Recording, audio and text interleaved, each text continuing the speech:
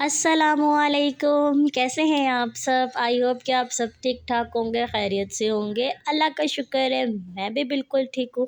तो भाई आप सबके रमज़ान कैसे जा रहे हैं, रोज़े कैसे जा रहे हैं, मुझे कमेंट में ज़रूर बताइएगा। जैसा कि आप इधर देख रहे हैं, मैंने सहरी से व्लॉग स्टार्ट किया है। अभी सब सो रहे थे और मियाँ जी ने मुझसे फरमाइश की कि आज मुझे बल वाले पराठे खाने हैं, जिसके लिए फिर मैंने ताज़ा आटा गूँधा और उसको गूँध के फिर 15 मिनट के लिए रेस्ट के लिए रख दिया। इससे जो है ना आपका जो पराठे होते हैं तो वो बहुत क्रिस्पी बनते हैं और ताज़े आटे के पराठे तो कुछ अलग ही मज़े के बनते हैं। ख़ैर जी, उसके बाद फिर मैंने इनको नहीं उठाया, मैंने आटा वाटा गूँध लिया था, पेड़े-शेड़े बनाए और यहाँ पर फिर मैंने सहरी बनाना स्टार्ट कर दी। अच्छा, आज की वीडियो में मैं आपसे sehri to iftar full day routine share करूँगी। मैं सारा दिन क्या करती हूँ, कैसे गुज़ारती हूँ, क्या काम होते हैं, क्या नहीं। तो वीडियो को फुल वॉच कीजिएगा और वीडियो अच्छी लगी हुई तो लाइक और कमेंट शेयर और सब्सक्राइब ज़रूर कर दीजिएगा। तो जैसा कि आपने इधर देखा है, मैंने जो है बल वाले पराठा बेल लिया है और हर किसी की टेक्निक अलग होती है, वो अपने अलग तरीके से बनाता है और मेरे भी 3-4 तरीके हैं।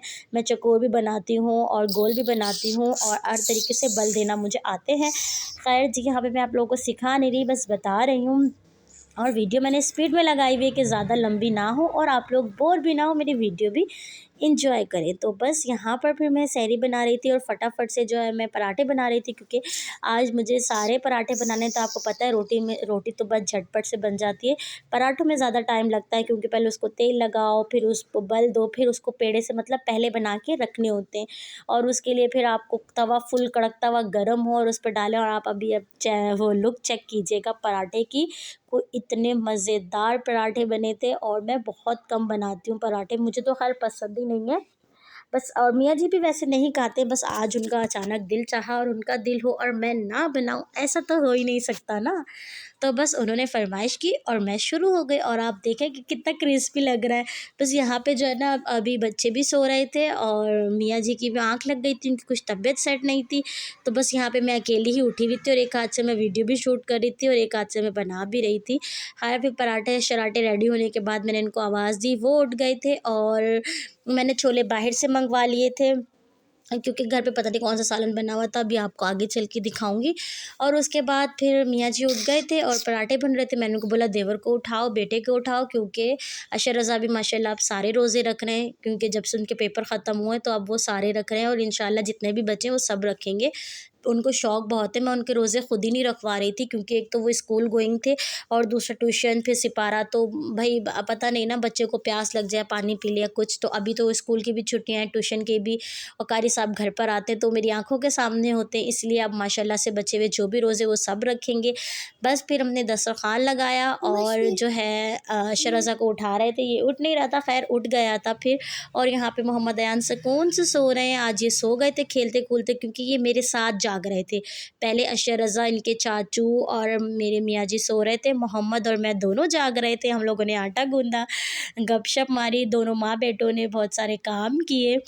उसके बाद हम लोगों ने इनको उठाया, तो जब ये लोग उठे तो मोहम्मद अयान टुन हो गए।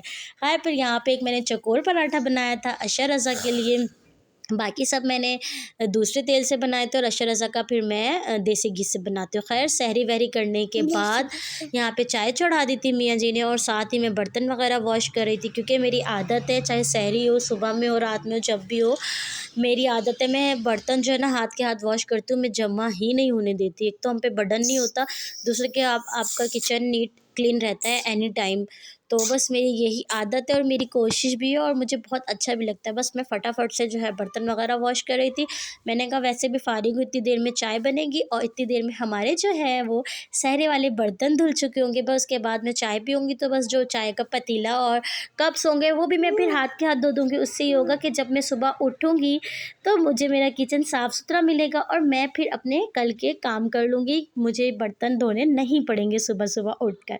हर क्योंकि हमारी रूटीन कुछ ऐसी है कि हम सोते ही, हम क्या, मैं मैं सोती ही सुबह फ़जर में हूँ नमाज़ पढ़ के, और उसके बाद फिर मैं 1-2 बजे 2:30 बजे जब भी मेरी आँख खुलती है मैं तभी उठती हूँ, और उसके बाद ज़ोहर की नमाज़ का टाइम हुआ हुआ था, तो सबसे पहले कोशिश ये होती है कि फटाफट आप उठ गए तो ज़ोहर की नमाज़ अदा कर दी जाए, एक सिपारा पढ़ लिया जाए, उसके बाद मैं किचन में आती हूँ। इतनी जल्दी से मैं किचन में नहीं आती, इसलिए मेरी कोशिश होती है कि जो भी काम शाम है वो मैं अपने ज़्यादातर रात में ही करके सो जाया करूँ। ख़ैर फिर यहाँ पे देखिए अल्हम्दुलिल्लाह से बातें करते-करते, चाय बनते-बनते हमारे जो है किचन नीट क्लीन हो गया था। उसके बाद मैंने यहाँ पे चाय-शाय पी ली थी। बस अब ये कप्स रखे बच गए थे, तो मैंने कहा भाई ये क्यों रहे, ये मेरा किचन जो है ना इससे सारा गंदा-गंदा लगेगा, तो मैं इसको भी धो देती हूँ। बस अभी मैं इसको भी वॉश कर दूँगी, और ये देखिए जी हमारा किचन साफ़ हो गया। सारी चीज़ें जगहों पे रख दी, और अब देखिए मैजिक से मैंने कप धो दिए। भाई सारे तो मैंने हाथ से धोए, अब कप तो मैजिक से धोना बनते थे ना, तो बस फिर मैंने फटाफट मैजिक से कप धोए, और जो है बस अब छुट्टी कामों की, बस अब अज़ान होगी और फिर हम नमाज़ अदा करेंगे और उसके बाद सो जाएँगे। फिर हम आपसे मिलेंगे कल।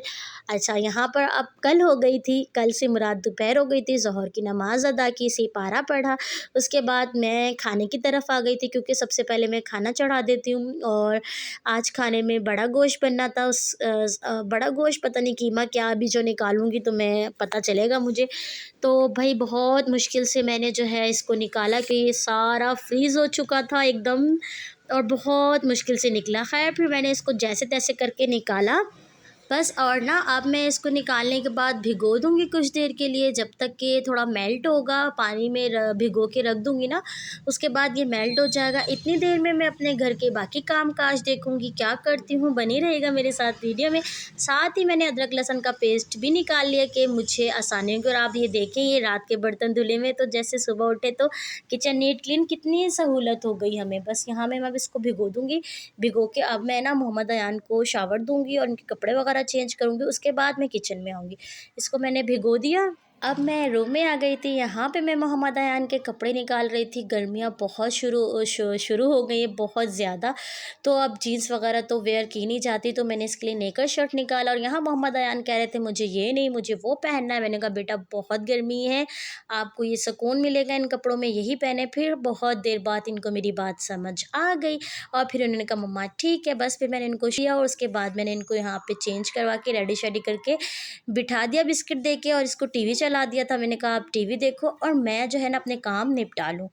तो बस फिर ये अपना बिज़ी रहेगा। इसके बाद अब जो है मुझे जो भी छोटे-मोटे काम होंगे अपनी सफाई-सुथराई के, सबसे पहले तो मैं जो है ना सालन को चढ़ा दूँगी, क्योंकि 3 साढ़े 3 का टाइम हो गया था, तो बहुत ज़्यादा टाइम होता है। तो मैं उठने के बाद ना सबसे पहले ना सालन चढ़ा देती हूँ, जो भी मुझे बनाना हो। ये देखिए जी, हम लोग ने अपने इसको भिगो कर मैंने इसको शावर दिया, चेंज वेंज कराया, अभी तक ये मेल्ट नहीं हुआ। ख़ैर मेरी आदत है, मैं गोश्त को वॉश करके रखती हूँ। बस फिर मैंने इनको चढ़ा दिया था, जैसे सब चढ़ाते, टमाटर, प्याज़, सारे स्पाइसेस डाल के।